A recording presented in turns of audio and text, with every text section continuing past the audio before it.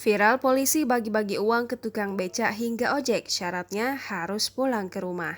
Viral anggota polisi bernama Aibda Purnomo bagi-bagi uang kepada pengemudi ojek, tukang becak hingga pedagang asongan di Lamongan, Jawa Timur.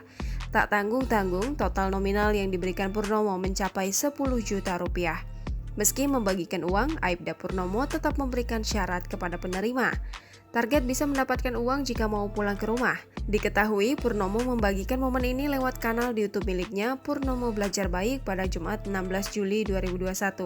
Dalam unggahannya tersebut, Purnomo mengatakan uang 10 juta rupiah tersebut dibagikan pada 100 pekerja di pinggiran jalan.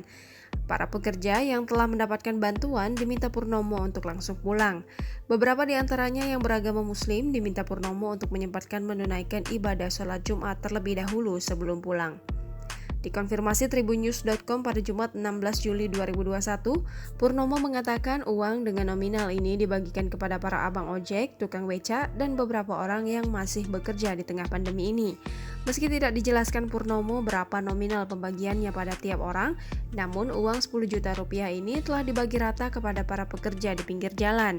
Untuk diketahui, Purnomo membagikan bantuan ini di beberapa titik. Salah satu lokasi pembagiannya yakni di sepanjang Jalan Kusuma Bangsa, Lamongan, Jawa Timur. Mereka diantaranya para abang ojek, tukang becak, hingga pedagang asongan yang masih bekerja saat PPKM. Usai membagikan bantuan tersebut, Purnomo juga menyempatkan diri untuk berterima kasih kepada semua pihak yang telah membantu.